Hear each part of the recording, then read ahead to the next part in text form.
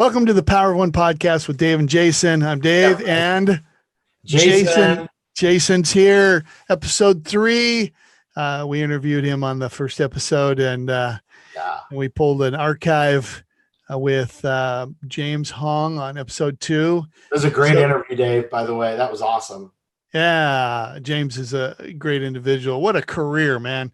500 plus films and projects, and I always think of that Seinfeld episode where he was the maitre d'. You remember that one? I do. I love his humble heart. I mean, just what a humble, awesome guy. Yeah, he was a great guy. All right, so the Power of One is the theme for this podcast, and we're talking about talking to individuals that are making a difference in their space, primarily we're talking to a lot of people in the faith space when it comes to film and entertainment. And Jason is a former pastor and also involved with not a former and current pastor. Yeah. Planting a church in Medford, Oregon, but also the real pastor from the story Breakthrough, as you learned in episode 1 of our podcast. But Jason, tell us what you've been up to. Yeah, so we're planting a church right now. We're seeing exciting things happen even in the midst of COVID. And then really excited about other faith-based movies that pastors and churches can use. That's what I'm passionate about, is the great tools that are coming out. And I love this podcast because you're going to get to see behind the scenes, like today with Chris Dowling, a behind the scenes guy, the writer, director, producer. Like, you're going to get to hear his heart. And that's what excites me, because when you get to hear the hearts of people that are working on these projects, it gives you a whole different perspective on them. So Jason, it's now the first couple of weeks of January 2021. Yeah. I saw a meme the other day. It said, I think it was on day 7. It said, I've tried my 7-day free trial and I've changed my mind. I want my money back. Yeah. It's going to be an interesting year, but we don't want to focus. Did you see the meme that said it's now December 41st, 2020? Well, I also heard that they're saying, we're going to have quite the snowstorm across the country, or snowstorms and winter weather in January. Of course we are. Yeah, it's part of it. Why would it be anything different? It's part of it, but God's still in control, and there's some good things coming. Yeah. So, and we're lining up a lot of great individuals to interview and talk about what they're doing in their world, in the entertainment industry, and a lot of people they're with are working in the faith community, and they're creating content for the church and beyond to bring encouragement and bring hope and bring light. I know there's a lot of debate and discussion about faith these days, but as Jason just said, God's in control. We look to the Lord for our hope, and we look to him for our sustenance and provision and everything that we need. Exactly. And these faith projects, the films that we're bringing to you, man, they have such an incredible message of hope and salvation and great tools. And so if you're a pastor or a church, use them to reach your community, share them with your friends, keep a keen eye on what's coming out, because there's some great stuff coming. So today, as Jason mentioned, we've got Chris Dowling. He is a actor, writer, producer. Yeah, he's a soap star, soap opera, that is, and writer, producer, director on quite a few different projects throughout his career. He's probably about 40, so maybe a little younger. What do you think? Yeah, right around in there, I think, and has had a hand in a lot of projects that a lot of our folks probably have already seen, and so maybe you don't even know what he's been a part of. So we're excited to introduce you to him. All right.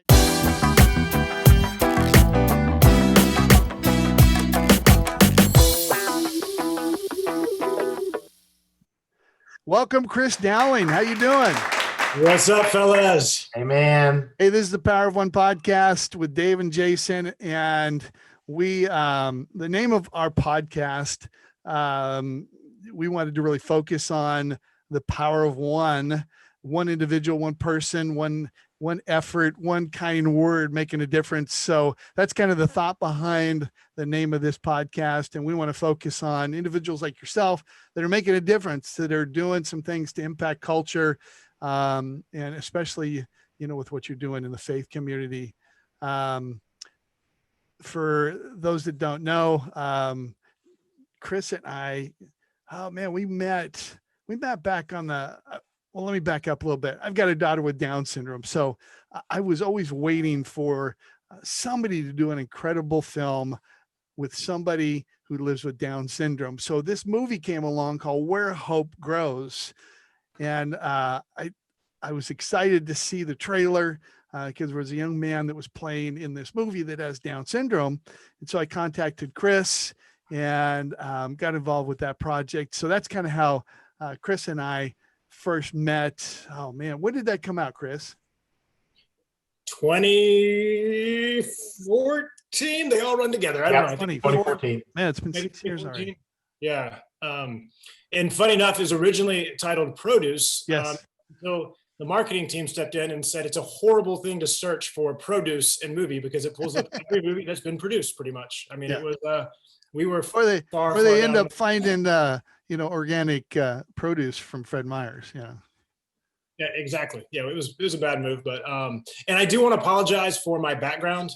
Again, we just moved here. We just moved from LA to Texas, and the house is getting done. So we're a little light with decorations and whatnot. So how's that going? One day this is going to be really cool back here. When we do this a year from now, it's going to have posters and things and awards, stuff. all your awards. All my awards, yes. How's the move back to Texas going? Are you guys enjoying it? I'm loving it, man. It's a little harder for my daughters. I got a 12-year-old and a 10-year-old, and starting over is never easy. So I would say we are optimistic, but I mean, there's so many people right now moving from LA to Texas. I mean, it's insane. Like, I mean, I can't tell you the droves of human beings that I know in the entertainment industry that are gone. And for me, it's a great thing because there's a lot of us that were waiting to get out of there. And it was just like, we just needed to know it wasn't career suicide. But now, unfortunately through the pandemic and now everything's a Zoom meeting, everything's Zoom. Right. We're Zooming now, like pitch meetings, castings. It's just made it where you don't have to be there anymore. And so everyone's like, dude, I'm getting the heck out. And it's pretty liberating. So it's pretty cool, man. So I've already been having coffee with friends in Dallas that are entertainment people that had already moved here and are in the process of moving from LA. So we've already started kind of reconnecting and I don't know. I mean, so it's good for me. Again, kiddos, and my wife, she's a California, she's a California native. So that was a little tougher, but we're digging it for sure. That's awesome. So is there actually a dedicated lane from California driving for Californians to Texas that are moving? There should be, but I'll tell you what, if you try to book, like we were booking our pod or whatever it was, or, even the U-Haul. And I think it was $3,900 to get the U-Haul from LA to come here. The same distance going the other way was $1,700. They're just begging people to return them right now. Yeah, right. It's really what it is. It's a return fee. So it's pretty crazy. And then we had this crazy thing where it was like, dude, we moved here, and then my whole family got hit with COVID. My daughter broke her arm, which is the first broken bone we've had in the family. Then my stuff shows up, and there were mice inside of the trailer that had impeded everywhere on all my furniture. Wow. So things are only going to go up. Yeah. So you've been in the entertainment business for a long time, and I was looking at your IMDb page, and there was some surprises that I didn't realize you were involved with early on in your career. A soap opera star. Yeah, tell us about that. Star might be pushing. The days of our lives in Bold and Beautiful. Yeah, it was really funny too, man. Because I mean, I did, typecast wise, I mean, in Days of Our Lives, I was Chaz, the party guy who was always, I shot Bo Brady and I was always doing drugs and stuff. And then Bold and the Beautiful, I was like some sleazeball porn fan of one of the actresses. So it's, I don't know, man. I mean, they just kind of found my lane and put me in it. And, here I am making faith films. So praise God. Wow. Man, he can save us. Yeah, no, it was fun though, man.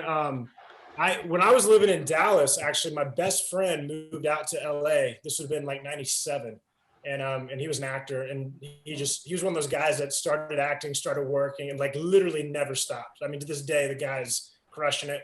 And so he needed a roommate. I came out, hung out for a little bit, had a weird deal where I got a call to come play basketball, college basketball at University of Texas at Dallas. So I moved back to Texas, finished my degree, moved back out, was writing, but also was like, well, when in Rome, let's try to act. So yeah, man, ended up, booking a couple things. And it was funny, man, because my buddy was on the show Days of Our Lives. And then, so certainly I screen tested, I went to network for a contract role, assuming my buddy is going to, be able to kind of push it over the edge. And he didn't feel comfortable, even going out on the limb and trying to which is fine. It's all good. Yeah.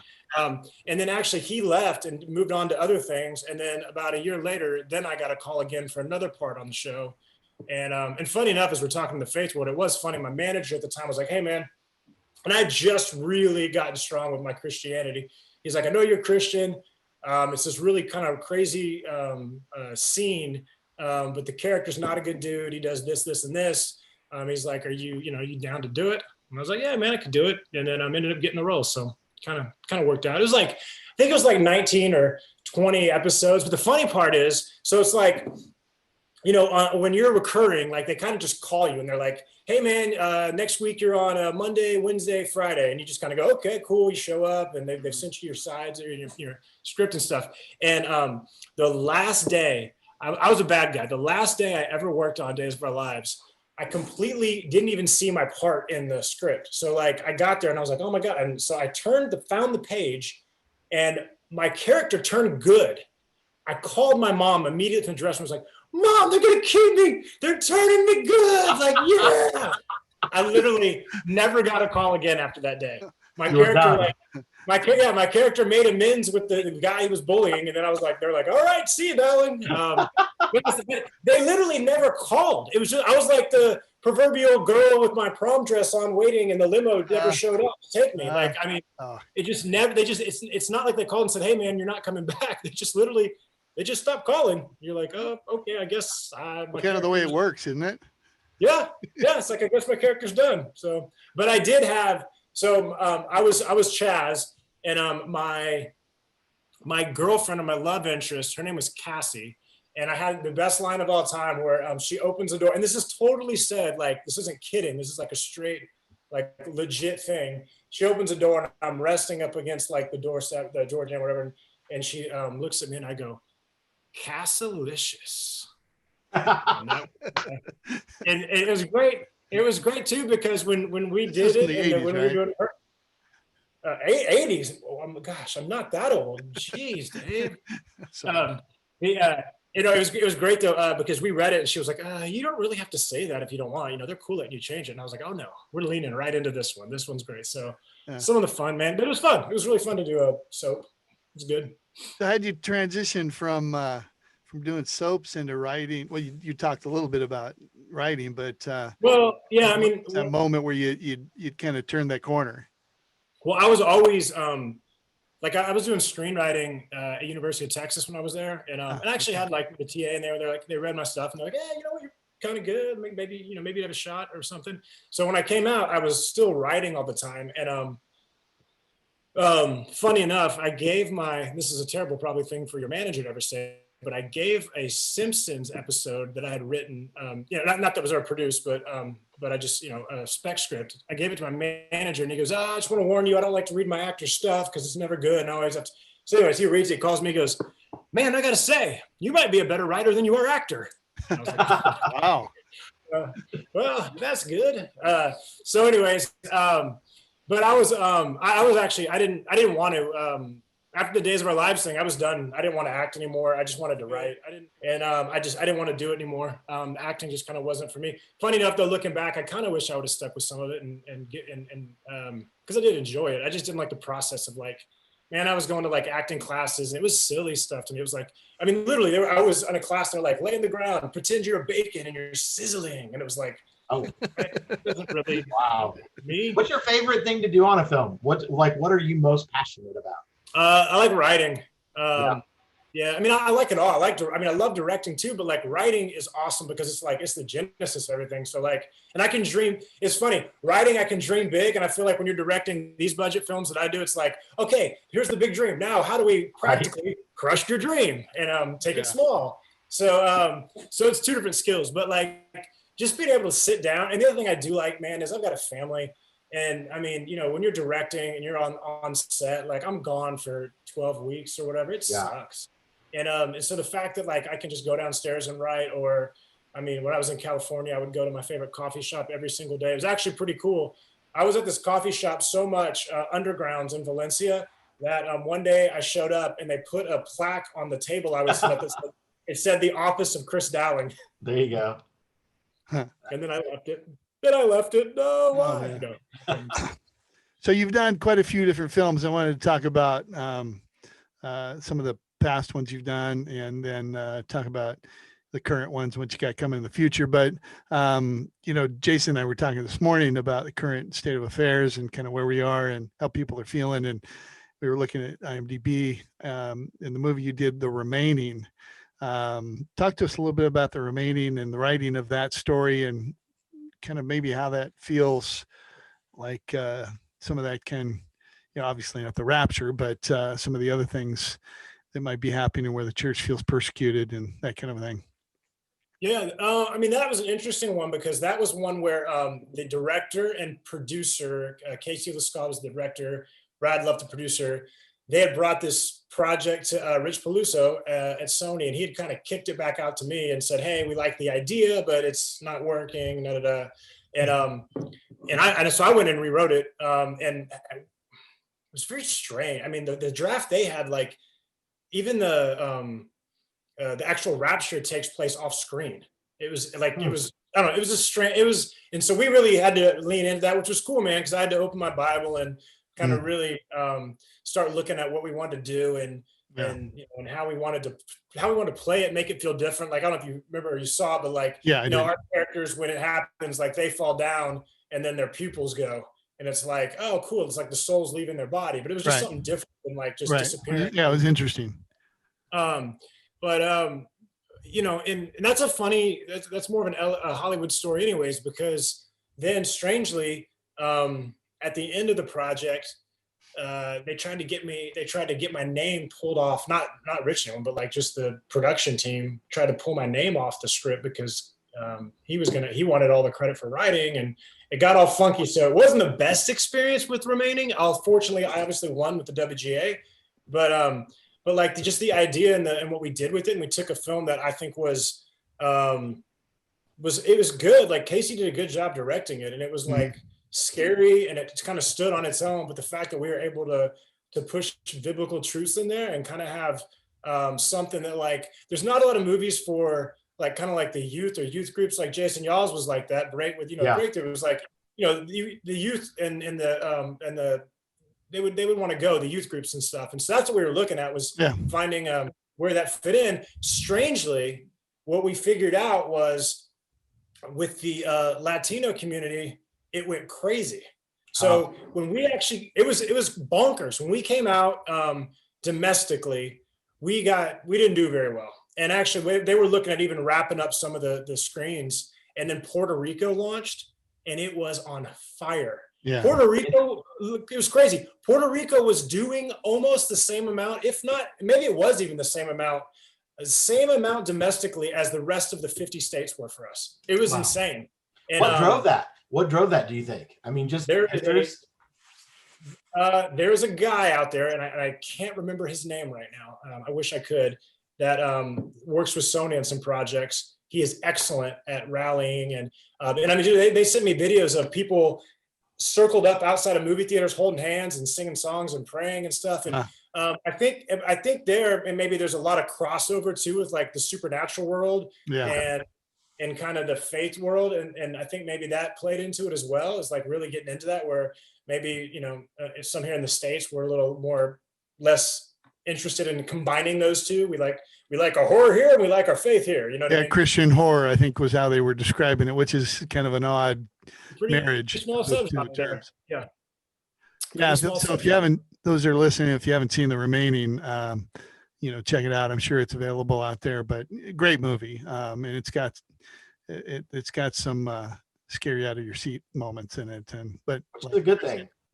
Chris said it's got some great biblical truth in it, and it deals with end times.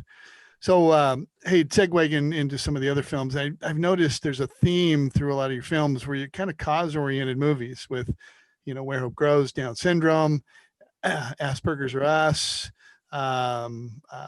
Priceless with human trafficking. Is that kind of intentional where you have pursued movies that have a cause attached to them, or did that just kind of just happen?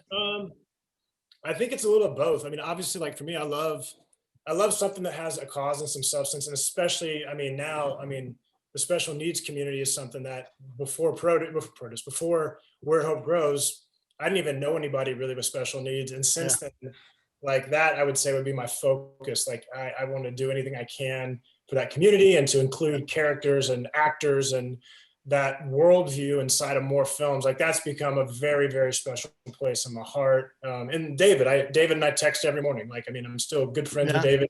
He's a character. I've tried to get a couple other things off the ground with him, and I'm sure I will. It's funny. I find myself always writing a character.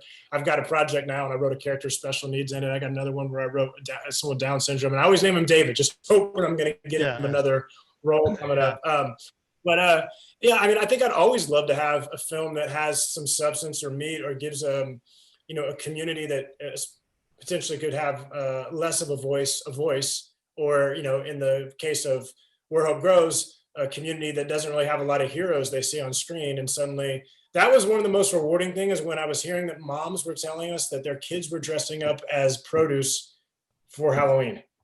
Really? Like kids with Down syndrome were getting produce. They want to be produce. And I was like, that's really cool. Like, but it's because they don't see a lot of, unfortunately that's changing. Seems to be changing a lot. There's a lot more inclusion. In fact, the Dallas International Film Fest this year is doing a whole day of inclusion. And they're doing panels, and it's actually really cool what they're doing. And I'm super excited about that. So I'm always down for a cause, but that also means that people that have a cause are now fortunately also coming my way with projects. Because they see that I can write hopefully with some heart and it has some meaning to it and stuff, and the characters feel real. And I think a lot of times you do a cause movie, it can come off feeling like propaganda and stuff. And Sure. I think I'm pretty good at making the characters feel kind of real and lived in, and so it doesn't ever feel like this is the movie about Down syndrome. Like it should never be that. You know what I mean? It should be like, this is a movie. Oh, the main character happens to have Down syndrome, and we can see it in worldview. So I think that's more of, I don't know, that's more my speed, I think. Well, and something that Dave and I always talk about is when you do these movies, you have to show, not just tell. And we think you do such a great job, especially like stepping into like The Man from Nowhere, where it's not just like you're not just telling them they have to do this, but it's showing it just so well, the lived in characters. It's I think you're right on with that. Thank you. Yeah, no, The Man from Nowhere is a fun one. That one comes out February 9th. And it's crazy because, as you guys know, shooting movies, like we shot that movie, and I say we, I'm not the director on that one. Matt Green did a fantastic job. You guys did. 8 days. That just, it's mind blowing to me. And the production values look incredible for 8 days. And cinematography. Yeah. Oh yeah. Jeff Henson did the cinematography. And if you think about what we did with 8 days, and we did an entire B storyline where you're shooting everything, it's stylized, and it's filmed in water. It's pretty remarkable. And then also I was going to say, I think a lot of movies are done that don't focus on guys and their dads. This is a special movie in that perspective too, because men are not focused on. Normally it's the ladies and the moms issues and all of that, but this one does such a great job helping dads and their sons. Hey, we're gonna cut away here for a second, and we'll show the trailer for Man from Nowhere, and then we'll come back. Where were you when Mom needed you? I'm not here to question your life choices, but I want you to question them before you're 67 years old, hooked up to a machine that's keeping you alive.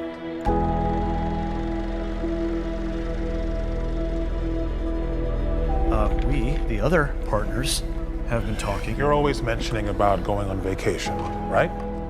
Your life is a mess. It's under control. What is? You know. The oncologist said that I have a couple of months. Is this from your dad? It's a book. He sends me all of them. Are any of them good? I've actually never read them. The guy on the cover kind of looks like you. All right, Herb, I'll give you 5 pages. So what do you want? Information. I'm looking for my son. You've said that your dad has been too proud to be proactive, and now the ball is in your court, Jake. He showed up randomly on my front porch and wants to pretend like everything has been fine for the last 30 years. I don't get that. You're too busy being a selfish child to even listen to him. You know what I would tell my son? Let it go. Have you finished that book? Not yet. Well, I got another one that I want you to read. Every lost son longs to be found by his father. Well, I wrote a story to try to show you the lengths that a man would go to find the son that he lost.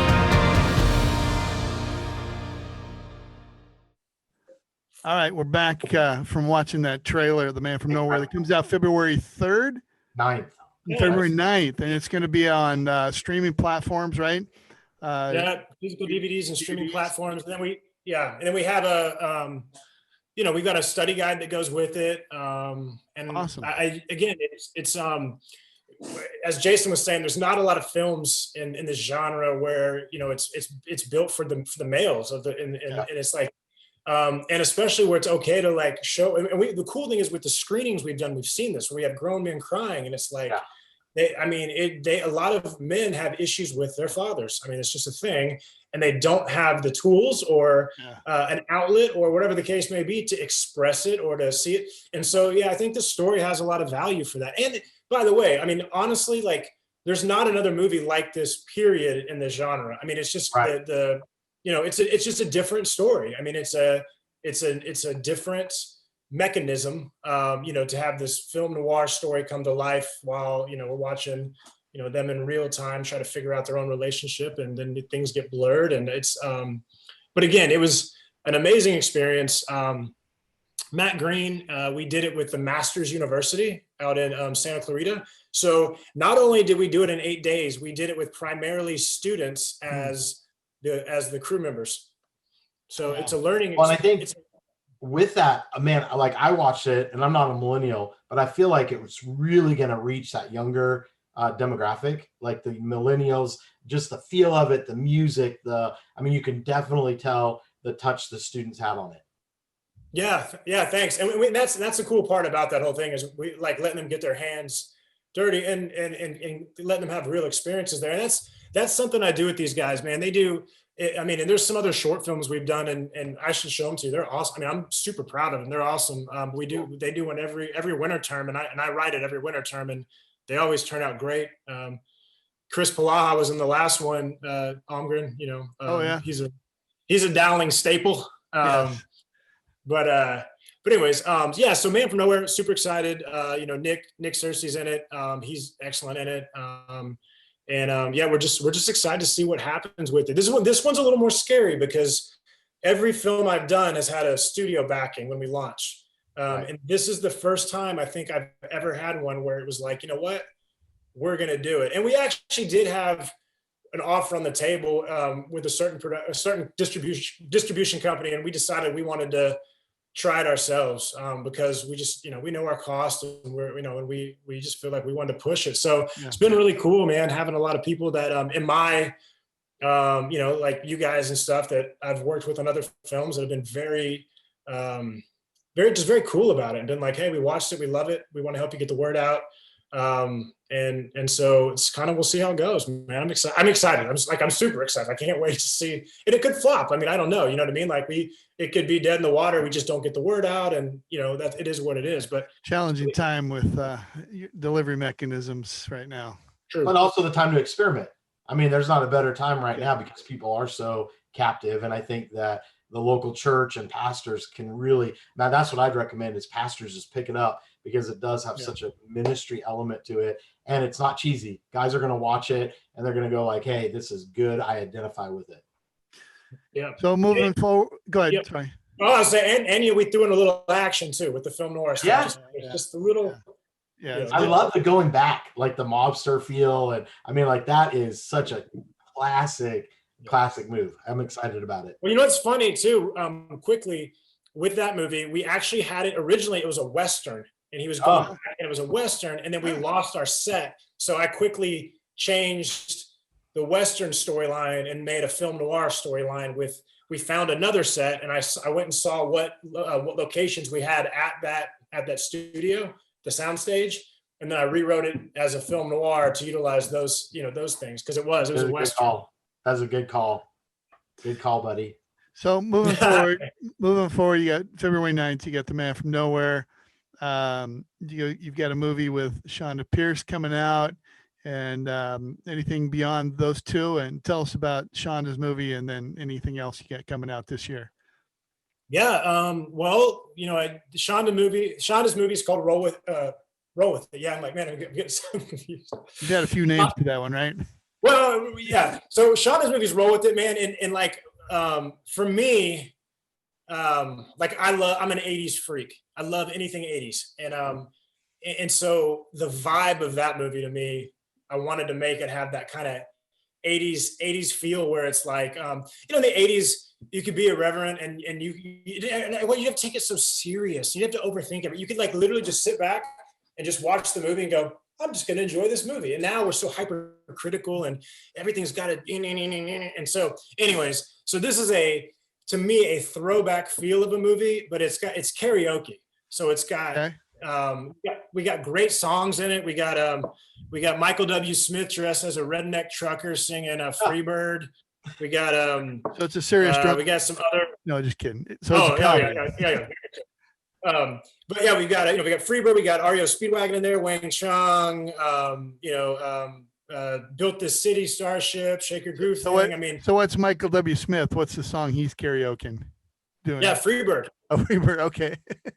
Does the bird come down behind him and start on fire? I'm just kidding. It might as well. He gets the fluttery arms in it and stuff. I mean, he's trying to fly. He's trying to take flight. But Shonda, Shonda's fantastic in it. It was a blast, man. And it's super cute. I mean, it's super cute. And we've had a great reactions with it. And it'll come out in the spring. We're figuring out the distribution right now, but it's either going to be early summer or late spring. I think we're going to launch the trailer in 2 weeks. Okay. And it's the same thing, man. It's the movie. And this is what people keep saying about that one. And that's why I think the distributors are talking about it is, it's the perfect quarantine movie, because it's a inspirational, without being on the nose about anything, but it's just an inspirational film about an underdog who people have to come together, the community comes together, and she comes out on top. I mean, it's simple and you smile. It's got a love story. I mean, it's what you need right now. It's a comedy, and we need to laugh right now. Yeah, no, 100%. So we've got that one, which again was a blast shooting that in Ashland City last year. And then On the Line, which is a movie I wrote that they shot last year also with Dennis Quaid. Some news about that will be coming out soon. I'm very excited about that one. I saw the finished piece on that one. It looks awesome. It's a great flick. Sounds like a great story too. I mean, just this story. Yeah, I mean, the quickest version. Is it a true story? Yeah. The quickest version of the story is, I think it was 2014. Hurricane Odile came through and knocked out the Baja Peninsula. There is a orphanage there called Casa Hogar. Gets pretty beat up and everything. Every year in October, there's a thing called the Bisbee Black and Blue, which is basically the Super Bowl of sport fishing. and it costs like $75K or something like that to enter. So it's like all these guys around the world, they get their boats and they get their crews, and they all converge in Cabo for this weekend. And it's a big deal, big party, big everything. So anyways, hurricane hits, it's insane. I mean, it's all destroyed. They think they're not going to have it. Then they go, you know what? We're still going to have it. But they do this thing called the Hookup Initiative. And if you'll hire a local captain and his crew to kind of infuse money back into it, they'll donate it so that you can donate for somebody to come. It's like you can give it away. So basically, you can hire a captain and crew, and then you can pick who goes on the boat. So somebody donates for this orphanage to go, and it's basically 5 kids who've never fished before and their pastor that go out in the water, and they beat 900 of the top fishermen in the world and pull the biggest fish out of the water. And with the money they win, they build a sister orphanage for girls next door to their orphan. So, and is Dennis Quaid played Wade, the pastor?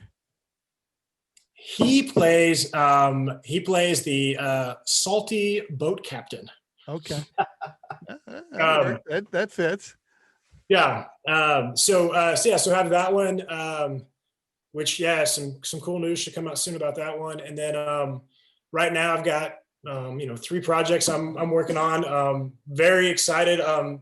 All 3 based on true stories. 2 of them I guess I'm not really supposed to talk about yet, but they're really cool true stories, which I'll be able to talk about soon. And the other one I can talk about, which I'm very, very fired up about, is are you familiar, and maybe you won't be, with, oh, look at my hair right there. That's the weird thing about Zoom. Your hair is so weird. I've also noticed my hairline is going up just only through Zoom. I don't notice it in the mirror. So weird. And then we've been doing Zooms. I've been noticing it more and more. Anyways, the Little Jimmy Dickens. Okay. You guys know Little Jimmy Dickens? No, tell me. Okay, so it's funny because everyone in Nashville, he's like revered. And then if you go to the Ryman Auditorium, have you ever been to the Ryman Auditorium? Not inside. I've been outside. Yeah, so outside, like when you're walking down the side, there's like all these statues, and it's like Hank Williams and, I don't know, Roy Acuff or whoever. And then when you get to the front, there's one statue. And that statue is a 4'11" man, Little Jimmy Dickens. And he's the only statue in the front of the Ryman. And he's got this amazing love story with his wife, Mona. He's passed now, but he was the longest tenured member of the Grand Ole Opry. And in fact, if this is where you might remember him. Remember when there was the big flood in Nashville? Yeah. And the Opry was underwater, and then they came back and they had a big comeback ceremony, and it was Brad Paisley and Little Jimmy Dickens together that they reintroduced the Grand Ole Opry. But anyways, so that's been a fun journey. I'm doing that right now with a guy named Pete Fisher, who used to be the president of the Grand Ole Opry over there, and then my buddy Ken Carpenter is producing on it, and we've been kind of getting to dive in and really get a lot of the kind of that feel and that vibe of like the early 60s into the 70s and the Grand Ole Opry and country music at the time. And it's got this real, it's got this real kind of cool, gritty heartbeat of just that whole era. And it's Jimmy and Mona's story told in that. Back in the hee-haw days. Yeah. Oh yeah. No. So working on that one right now as well. And then supposed to shoot a musical called Undone in July in Nashville, but we're still working through all that. But that's with Monarch Media, so I'm excited about it. But we're still finishing up a draft on that one. All right, good. Sounds like you're busy, and that's good. And probably writing in the basement or writing in the house is COVID friendly. So yeah. Well, I will tell you this. It's been much easier to write in the house here since we moved into Texas because my house size doubled. This house costs less, of course, but it's doubled in size. So when I was in LA, in a 1,500 square foot house with 2 kids running around and couldn't write, but here at least I have room to find a nook and write. So, all right. So what's moving forward?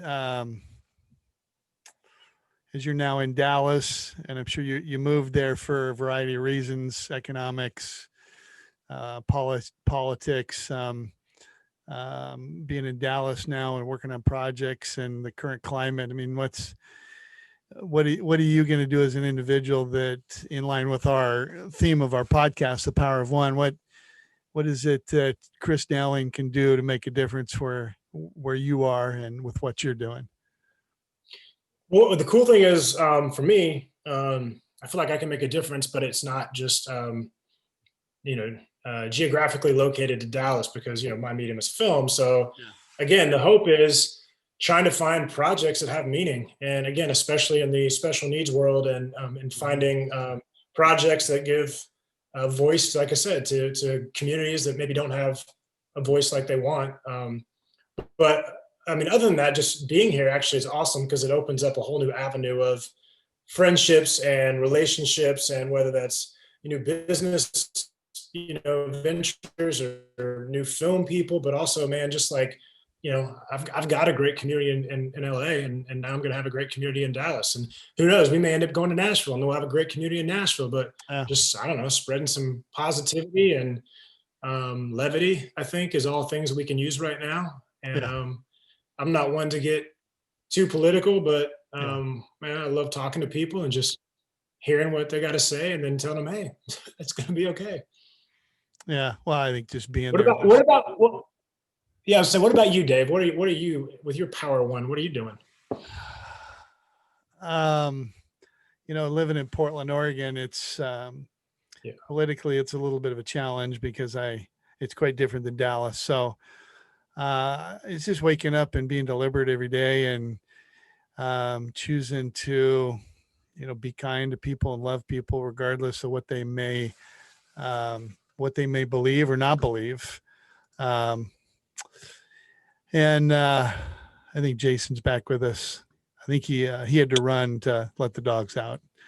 Oh, did you guys freeze or was that on my end?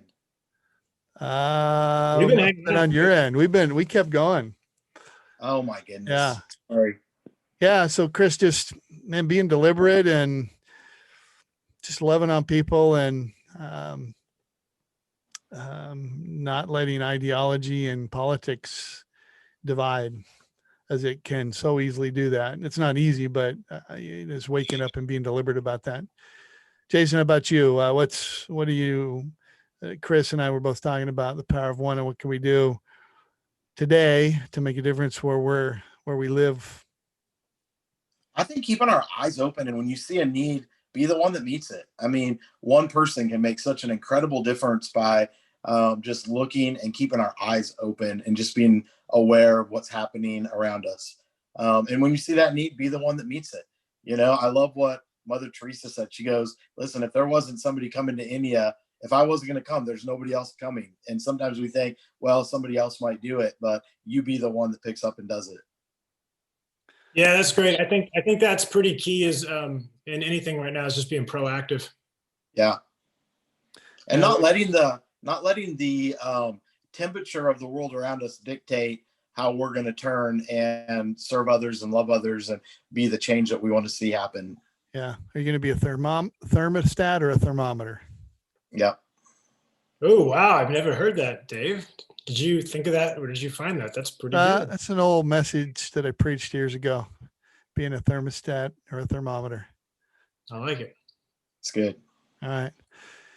Well, we're coming up on the end here. Thanks for being with us, Chris, and sharing. Yeah, Chris, thank you. Life and a little bit about your life and your projects and what you got coming down the road. And we're excited for 21 and all that it holds and what you're doing, and excited to be able to support you and help spread the word.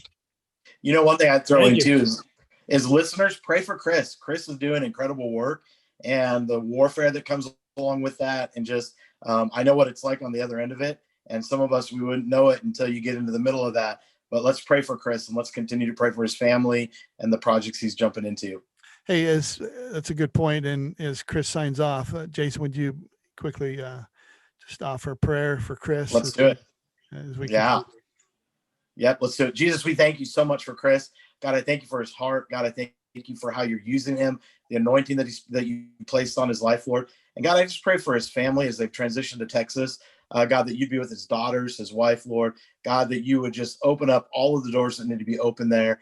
And God, I thank you for the incredible impact that Chris is making for the kingdom, Lord, and where he stepped into the arenas he stepped into, God, the risks that he's taking, God. And I just pray that, Lord, you would just continue to use him, continue to open up projects. And Lord, I pray that because of his life, many lives will continue to be changed and many people will find Jesus. We love you, Lord. Protect him and be with him in your name.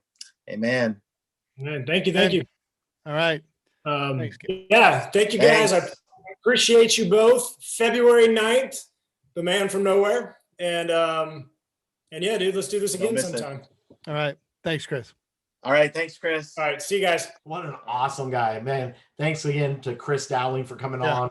Such great projects he's talking about. I mean, if you haven't seen these movies, there's some good ones. There are, like The Remaining, and like you talked about, Where Hope Grows, and Asperger's Are Us. Run the Race with Tim Tebow.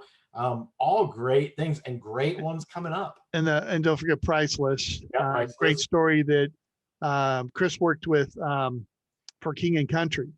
And that's a film about, it's an entertaining film. It's action adventure, but it deals with human trafficking. So that's a great one as well to find.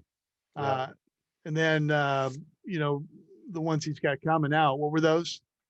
Man from Nowhere. I can tell you that movie is just amazing. I mean, the cinematography, the look, the feel. Pastors that are watching this podcast, I'd encourage you, show your guys the movie. I mean, honestly, recommend it. It's a great tool. Family film?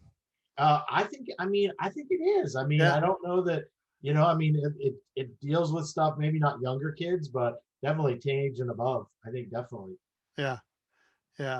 Man from Nowhere, streaming and on DVD February 9th. So about a month from now, look for that in wherever you stream movies, or I'm sure it'll be at Walmart and some of the other outlets where you buy DVDs. And then, man, Shonda Pierce's movie, Roll With It. It's a comedy. And how much do we need to laugh today? Yeah, I think so. I think we need to laugh a lot more than we are. Yeah. We're either laughing or we're crying. So let's laugh. We need to laugh because I think there's going to be plenty of crying this year. So we need to laugh. So look for that movie with Shonda Pierce. Roll With It. As Chris said, the trailer's coming out in a couple weeks, and then it'll probably be a spring release. So as he said, it's a great quarantine. And I hate to say that because hopefully the quarantine will be done. Quarantine. Yeah, I know. Hopefully it's going to be done. So, well, man, thanks again for everybody for checking us out today. It's been a great day, and look forward to seeing you again on the Power of One podcast with Dave and Jason on episode 4. We're signing off from our studio in Medford and in Portland, Oregon. Have a great day. God bless you. Thanks for joining us. Take care, everybody.